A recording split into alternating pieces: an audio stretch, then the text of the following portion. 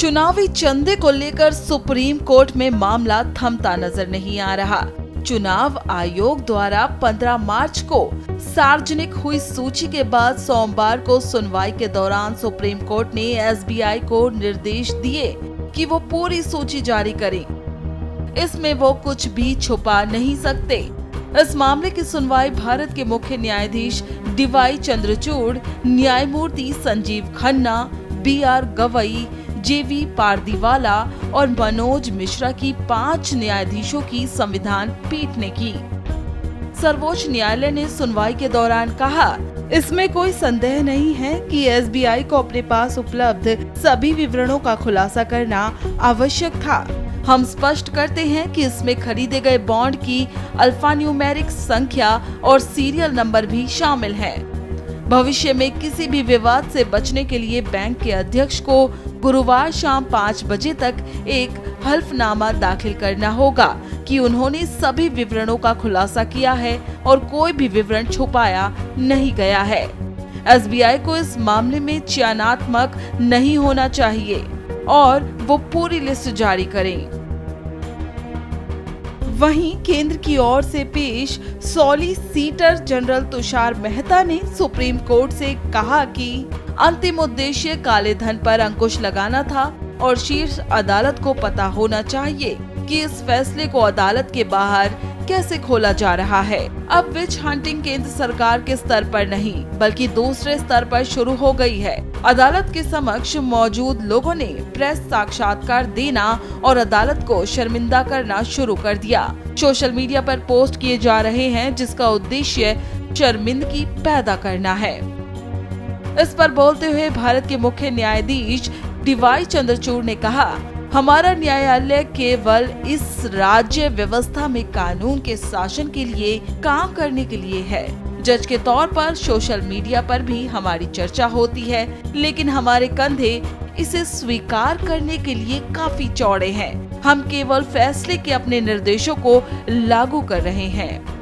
Court के अंदर की कार्यवाही की अधिक जानकारी देते हुए वरिष्ठ अधिवक्ता प्रशांत भूषण ने बताया कि एसबीआई को सभी बॉन्ड की जानकारी देने के लिए कहा गया था।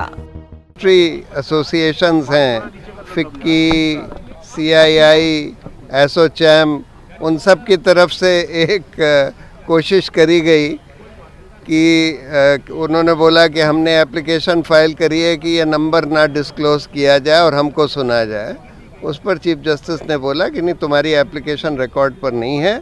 और ये सब लोगों को जब हमने इंटरिम ऑर्डर पास किया था तो ये सबको नोटिस पर डाल दिया था, जब 2019 में इंटरिम ऑर्डर पास किया था कि भाई ये डिटेल्स, डोनर डिटेल्स सब डिस्क्लोज करने होंगे। तो इसलिए उन्होंने फिर स्टेट बैंक को सुना और स्टेट बैंक ने बोला कि नहीं, हमारे पास बॉन्ड नंबर्स वगैरह सब हैं और हम आसानी से ये डेटा दे सकते हैं, लेकिन हमने गलत समझ लिया आपके ऑर्डर का मतलब, हमको लगा कि बॉन्ड नंबर नहीं देने हैं वगैरह वगैरह। तो कोर्ट ने बोला कि नहीं, हमने आपको बोला था कि सारे डिटेल जितने आपके पास हों इन इलेक्टोरल बॉन्ड्स के बारे में सब आपको डिस्क्लोज करने हैं। उसका ये मतलब नहीं था कि आप बॉन्ड नंबर नहीं देंगे या और कोई डिटेल नहीं देंगे। तो उन्होंने बोला है कि सारे ही डिटेल्स जो भी उनके पास बॉन्ड के बारे में हों वो पूरे के पूरे डिस्क्लोज करें। और स्टेट बैंक के चेयरमैन से बोला है कि वो थर्सडे की शाम तक एफिडेविट कोर्ट में फाइल कर दें कि उन्होंने ये सब डिस्क्लोज कर दिया है और इलेक्शन कमीशन इस सारे बॉन्ड नंबर्स के साथ सारे बॉन्ड्स के डिटेल्स तुरंत पब्लिकली डिस्क्लोज कर दें। भाई थी क्या कुछ कोर्ट में हुआ? आप जी ठाकुर मैम को रिप्रेजेंट कर रहे थे क्या? आज सुप्रीम कोर्ट ने एक बिल्कुल स्पेसिफिक डायरेक्शन देने के बावजूद भी जिस तरीके से एसबीआई बैंक जो कभी एप्लीकेशन एक्सटेंशन की लगाता है और कभी आधी अधूरी जानकारी देता है, इसको लेके सुप्रीम कोर्ट ने सुमोटो लिया। It's a very important thing. इसमें किसी ने एप्लीकेशन मूव नहीं किया था और सुप्रीम कोर्ट ने स्पेसिफिक डायरेक्शन दिया कि आपको 21 तक आपको एफिडेविट सबमिट करना है और जो सारी जानकारी आपके पास अवेलेबल है इलेक्ट्रॉनिक बॉन्ड से रिलेटेड, चाहे वो आपका कोड हो, चाहे इससे रिलेटेड कोई भी चीज हो, आपको सबमिट इलेक्शन कमीशन को देना है और इलेक्शन कमीशन इसको अपलोड करेगा विद इन टाइम फ्रेम। जानकारी जो है पूरी नहीं दी गई, अल्फा न्यूमेरिक की इंफॉर्मेशन हो या फिर बॉन्ड्स की स्पेसिफिक डिटेल्स हो, वो कंप्लीट नहीं थी। इसको लेकर डांट फटकार पड़े। थर्सडे शाम 5 बजे तक एफिडेविट दाखिल करने के लिए कहा गया है, उसको लेकर क्या? जिस तरीके से एक पब्लिक इंस्टीट्यूशन है जो एसबीआई, ये कोई प्राइवेट प्रॉपर्टी नहीं है या सरकार से संचालित नहीं होता।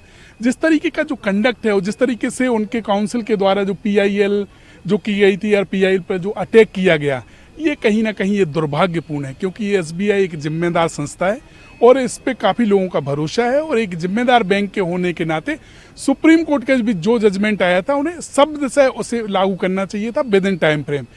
विद इन टाइम फ्रेम ना करने के बाद भी इन्होंने काफी सारा टाइम बर्बाद किया और कंप्लीट जानकारी नहीं दी। इससे सुप्रीम कोर्ट ने स्पेसिफिकली कहा कि आप कंप्लीट डिटेल फर्निश करने के बाद में एफिडेविट देंगे। सर आखिर सवाल, नेक्स्ट हियरिंग कब है और अब आगे क्या होने? ये एप्लीकेशन नहीं थी, ये सुमोटो सुप्रीम कोर्ट ने लिया था, तो ये इस डायरेक्शन के साथ वन डिस्पोज ऑफ कर दिया। सुप्रीम कोर्ट ने अपने फरवरी के फैसले में चुनावी बॉन्ड योजना को रद्द कर दिया था, जिसने राजनीतिक दलों को गुमनाम फंडिंग की अनुमति दी थी और एसबीआई को चुनावी बॉन्ड जारी करना तुरंत बंद करने का आदेश दिया था।